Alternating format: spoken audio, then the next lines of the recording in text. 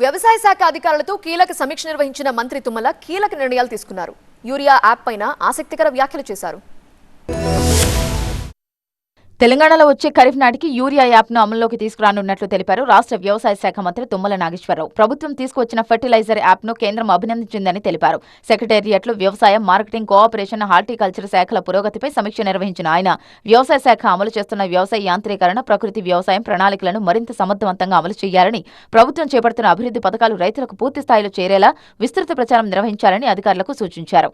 రాష్ట్రంలో ఆర్గానిక్ పంటలు పండిస్తున్నప్పటికీ మార్కెట్లో నకిలీ ఆర్గానిక్ లేబుళ్లతో నకిలీ ఉత్పత్తులు చలామణి అవుతుందన్నందున నిజమైన ఆర్గానిక్ పంటలు పండించే రైతులకు నష్టం చేకూరుతుందన్నారు. ఇందుకోసం వ్యవసాయ శాఖ ఆర్గానిక్ ఉత్పత్తులకు సర్టిఫికేషన్ ఇచ్చే విధంగా ఒక యాప్ తీసుకురానుందని తెలిపారు. రాష్ట్ర ప్రభుత్వం పునరుద్ధరించిన వ్యవసాయ యాంత్రీకరణ పథకంలో భాగంగా ఇప్పటికే 50 కోట్లు ఖర్చు చేశామని, ఇంకా 50 కోట్లు ఖర్చు చేయడానికి సిద్ధంగా ఉన్నామన్నారు తుమ్మల. రైతులకు కావలసిన యంత్రాలు మార్కెట్ ధరలకే లభించేలా, ప్రభుత్వం ఇచ్చే సబ్సిడీ నేరుగా రైతులకు చేరేలా నిబంధనలు రూపొందించాలని అధికారులను ఆదేశించారు. కేంద్రం నుంచి వచ్చే ప్రతి పైసా పూర్తిగా సద్వినియోగం చేసుకునేలా ప్రణాళికలు వేసుకోవాలని అధికారులకు సూచించారు.